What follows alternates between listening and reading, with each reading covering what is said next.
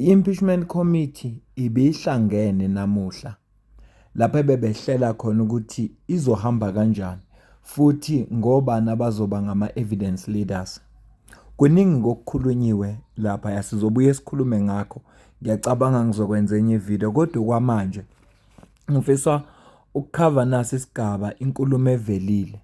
Kunabantu abasuggestile lapho ukuthi cha, uPresident Cyril Ramaphosa asikho isidingo sokuthi eze yena ngqo kwi-impeachment committee azothula ubufakazi bakhe, athole imibuzo, aphendule kanjalo. Into enjalo iyenzeka ku-ad hoc committee uma bethi akeze uPresident Cyril Ramaphosa kube khona imibuzo ezobuzwa kuye yena ashiye impendulo. Kodwa-ke kwagcina lokho kungaphumelelanga ngoba ama-members ka-ANC amvikela athi nje okokuqala upresident. Ngakho-ke akungeke kuze kubukeke ukuthi angafika kwi-ad hoc committee. Into ebangenzeka bangamane babhala imibuzo phansi bese yena ebhala iy'mpendulo. Uma-ke kodwa bethola ukuthi abagculiseki ngey'mpendulo sebengalithatha igxathu lokuthi abizwe azoziphendulela yena. Nakulokhu ngathi bebefuna ukwenza into efanayo ngoba bebesuggest ukuthi cha akakhulume ngabameli bakhe, usho ukuthi akakhulunyelwa ngabameli kodwa kungakhulumi yena ngqo. I-EFF, i-ATM ne-MK Party iphikisile leso sinqumo leso. Ngizokucaphunela uDr John Hlophe, ngikucaphunele uOmphile Mautwe. Qala uzwe bona ukuthi imaphi amaphuzu abawabekile. Ngicela uzwe la. Honorable Daniels. Thank you, Chairperson. Chairperson, a right is not a duty. And we believe that the president cannot be compelled to testify. His participation is a right to be heard, not a duty to give evidence. And non-testimony should not have an adverse inference because it can't be weighed against the president when we consider the duty and the right aspect that I've mentioned. Chairperson, Rule 129M1 provides that the impeachment committee must proceed to establish the veracity and, where required, the seriousness of the charges and the report to the assembly thereon. Now, the question that I have, Chairperson, is if the committee must establish veracity and seriousness, may the president be required to answer before the evidence relied upon against him has been identified, presented, or closed? I don't believe it is the case, Chairperson. The president has a right to answer a case that has first been properly presented. He should not be required to disprove an unformulated, shifting, or hearsay-based case. So, Chairperson, you know, we must consider proposals that the evidence leader must first present the evidence upon which the committee is asked to rely in relation to each charge.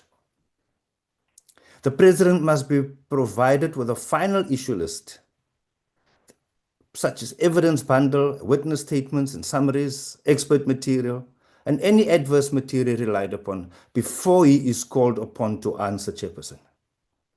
The president is not required to answer an allegation, version, or proposition that has not first been placed before the committee as evidence and identified as material relied upon against him.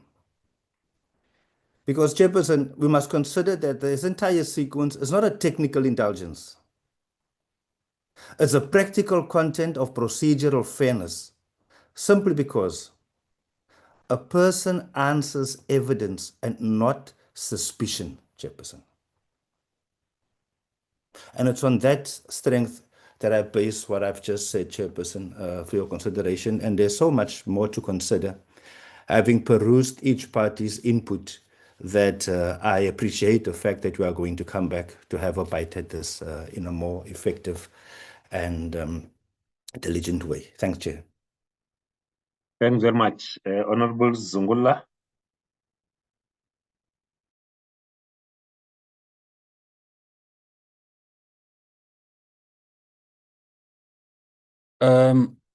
Thank you, Chair. Let me start, Chair, by maybe dealing with the issue of where or why we're here. We're here because there's prima facie evidence of misconduct and violations to the Constitution by the President. And because there's prima facie evidence against him, it is not a suspicion when that is put against the President. It is not hearsay. It is not something that could be interpreted as if it is just mere suspicions that have been put against the President. So the question of the President coming to testify, it is one of the most paramount issues that need to be dealt with, because you can't have an inquiry over the President and the President does not come to testify, because him testifying, that is an integral part of the ideals and the purpose of the Section 89 process of holding him accountable. Therefore, you can't hold someone accountable without having that person coming to testify and answer to what is put before him. Something that is based, most importantly, on the independent panel report. The President will not be asked about anything else besides what is the reason why we are having this committee, which is the independent panel report. Which brings me to the other point, that the issue that we're dealing with here is not that there is a public protector report that found that there is some issues, and then that public protector report led to the formation of this committee. We're here in this committee because of an independent panel report. So the assertion that we must rely on, or we must start with the reports that may have been done by other institutions, I don't think that would be a wise move, because in some instances, the outcomes and the views of those particular institutions fundamentally differs from what the independent panel found. For instance, the public protector's version of paid work is different from the independent panel's version of paid work. So how can then you bring the public protector on her version of paid work to come and testify as a basis, whereas the issue here, we are dealing with an issue of the independent panel report. So no reliance when it comes to when we are starting must be placed on those particular institutions. Reliance must be placed on the independent panel report, as it is a basis of the impeachment committee. That's why even the court judgment is very clear that the independent panel report, according to paragraph 139, the impeachment committee must proceed up until until the report is set aside. That judgment says nothing about SARS, the Reserve Bank, or anything else. And then the other issue is that we are in a full-blown trial as we speak, Chair. It's not like we are going to start another process that will lead to another process. This is a full-blown trial. Therefore, we can't say we're going to be listening to these particular institutions to make a determination if we can have another step. The step that we're in now is a full-blown trial. And my view is that we must start with the independent panel report as a basis, because that is why you are here. The last issue is the issue of the witnesses, where we must allow witnesses, we must not close off witnesses to come and testify, regardless whether a witness used to work in the intelligence of the country. They must come testify, they must come bring evidence, because this process must be an evidence-based inquiry, in which we're trying here to ascertain the truth. Therefore, we can't then block out individuals who may assist the inquiry with evidence on the basis that they used to work in the intelligence of the country. The question that perhaps would need to be answered by the legal team is that when Chief Justice Ngcobo was delivering the report to the then Speaker, he made a statement that their work is done. And now that report becomes a report of the Speaker. Now, in the case whereby, as a point of departure, as it has been proposed, that the independent panel must come and table the report, how would that look like if the authors of the report are of the view that their work was done the minute they handed over the report? And even in the litigation that is currently happening, the assertion is very clear that abangeni ndawo. So what then would be the way to deal with that in terms of ensuring that we get their view, their wisdom, and their understanding, which led to that report with those conclusions, and at the same time deal with the question of, can they come testify or can they come to table their report? Thank you. Thank you very much, Honorable Litchfield Chabalala. Thank you, Chair. After this, I will excuse myself. Honorable Zungula has covered me on the legal technicalities that govern this, and I'm glad I'm speaking after him. So I will do what is done in the military, where a junior speaks to a senior and they say permission to speak freely. So can I speak freely? We are very busy, GNU. This is an election year. If you are calling us here to come and talk to the Sudanese businessman, to the immigration officer who let such a huge sum of money pass through our borders, or to a bank that allowed this man to withdraw such a large sum of money. You can't even withdraw dollars directly in this country. You want us to talk to the workers at Palapala Farm, every one of them talking about the president, but the president is not appearing. You are really wasting our time. I say again, it's an election year. If that's what we are formed for, in the words of Honorable Daniels, we are here to establish the truth so that we don't drag the president to the impeachment committee based on hearsay. But you want us to conduct that process precisely based on hearsay, because all of those people will be talking about him, but he's not appearing.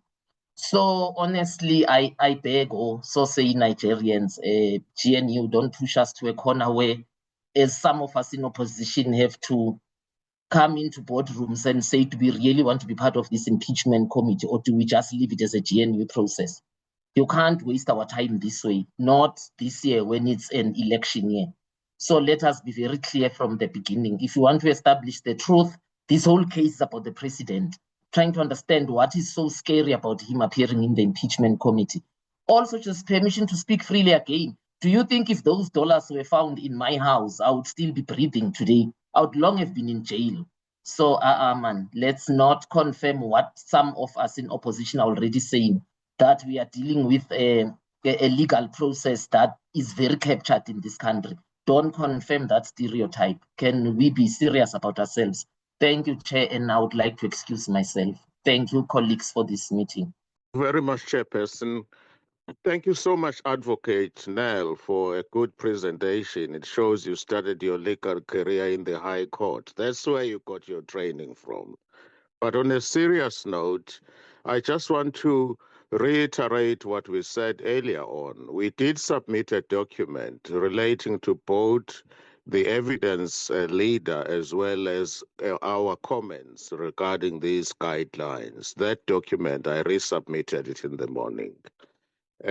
One of the things that we touched upon, no doubt, relates to what we firmly believe, i.e., the president cannot give evidence through a legal representative or an intermediary. Giving evidence through an intermediary is normally done in criminal cases where a minor is involved. Say a minor was raped, a 7-year-old child or a 12-year-old or whatever, and is scared of facing the perpetrator. We're not dealing with such cases here. We're dealing with an adult and the information is peculiarly within the knowledge of the president. So he doesn't have a choice with respect, and I'm glad there seems to be consensus that evidence must be given by the president himself and not through an intermediary or a representative. Secondly, obviously, if the president chooses not to give evidence, the law will apply its course. The law cannot be redefined by us in this committee. The law is clear. If there is a case to answer and you choose not to answer or to lead any evidence to rebut that case which you have to answer will stand because there is nothing to gainsay it. That's what we mean. In another way of putting it, that's what we mean. Adverse inference will be drawn. That case will stand because there is nothing to gainsay it. So we cannot rewrite the law with respect for purposes of this impeachment committee. In short, where there is a case to answer and the president chooses not to give evidence, that evidence will stand against him and an adverse inference can be drawn against him in the same way as would happen in any other matters. We cannot rewrite the law for purposes of this impeachment inquiry. The other important point that I wish to make, it is for the president must give evidence first. I want us to avoid a situation whereby there is going to be ongoing debate about when the president should give evidence. The president must give the evidence first so that we know that is going to define the scope of this inquiry. That is going to tell us what it is that we're dealing with, what has been admitted or what remains in dispute. It doesn't help for us to call several witnesses to come and testify or to give evidence in respect of which that is not in dispute at all. So the moment the president has given evidence, we'll all have to reflect and say what it is that still has to be covered here. Is there a case for the president to answer? And then the sequence of witnesses will flow from there.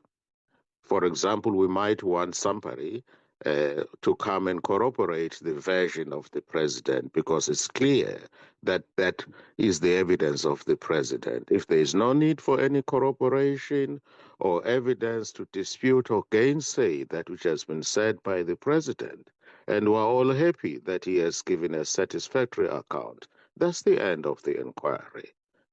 So my view is simple. We will have, this is the view of the MK party. We are firm in our submission that the president cannot give evidence through an intermediary or a representative. Secondly, he must give evidence first because that's going to define the scope of the inquiry so that we know what it is that we're dealing with. If he chooses not to give evidence and there are witnesses who have been called by the commission to give evidence and he elects not to give evidence, surely the law will take its course. We cannot rewrite the law.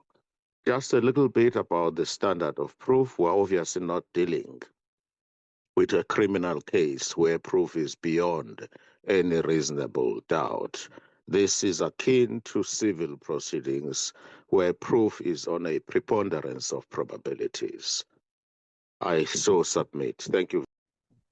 No, thank you, Chair. You know, Chair, we should not go around in circles all the time. We've been here before. There was a full impeachment, that process that was taken by Parliament for Advocate Busisiwe Mkhwebane. And that should be our base. That should be the starting point to say, what lessons did we learn from that? If you remember, Chair, I was sitting in that committee. You too were sitting in that committee. The initial point was that Advocate cannot be afforded the opportunity to have a legal representative. And then the committee took a resolution that we are not affording her that right. She had to go to court to seek intervention for her to have that right. And then the court agreed with her that she has the right to have a legal representation. But the court did not agree with her on her giving testimony or evidence herself. So why are we now changing the rules? Because now it's the same process, it's the same impeachment process, just different faces. But we want now to pretend as if we were never here before. No, Chair. You should have already by now sat with your legal team and your staff to advise you on what has, or refresh your mind, because it's not to advise. You were here. It's not very long ago. Me and you were in that committee.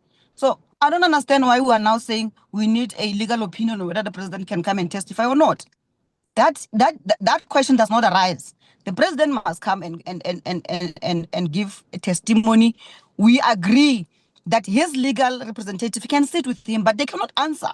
They don't answer for him in parliament. This is still parliament. There's nothing different here. So let's not waste time over things and waste money. And the legal team should be seized with the work that is meant for the committee. There's a lot of work. There's a lot of paperwork that still needs to be put in place. Instead of going around in circles as if we are here for the first time. Why not? At least we've got that experience, Chair. Please, let's move in that order. Thank you. Thank you very much, Honorable. We didn't want to engage now because you said we were going to engage as political parties and then come sit next week. But now we are forced to speak because we see that you are already moving. One, it must be noted that the EFF objects to the president not giving evidence himself. Will be failing the people of South Africa. Will be failing ourselves, will be failing in our duties to hold the executive to account. He's an individual who's been elected into an office, not through lawyers, by him, and him taking the oath of office. So he must come here. The same way he answers questions in parliament, that's holding the president to account. He is now compelled, not even by parliament, by the constitutional court, to come and be held accountable here. There were no lawyers when he took an oath of office. There were no lawyers when we were electing him. So we vehemently disagree with any notion that the president should speak through lawyers. That's number one. Number two, Chair, the Constitutional Court is very clear. This matter, this report, independent panel report, must be referred to the impeachment committee. There's no legal opinion that you need to seek in relation to the review application tabled by the president. We're continuing until such time that the report is set aside by a competent court of law. As it stands now, there's no such a judgment. The judgment we have in front of us is the one that says the matter must be referred to the impeachment committee, and that's exactly what we're doing. So I oppose the proposal that says go and seek legal opinion. We don't have money. Our people are dying. Children are falling into pit toilets. Let's save the little resources of the state and focus on things that are going to help us take us somewhere. You don't need any legal opinion on a judgment that is tabled or was issued by the Constitutional Court, the highest court in the land. Thank you, Chair. Ngicela ukuzuphawula kwakho la comment section. Ngizwe ukuthi wena ubona kanjani. Mina nawe sidibane kwivideo elandelayo. Ngiyabonga kakhulu.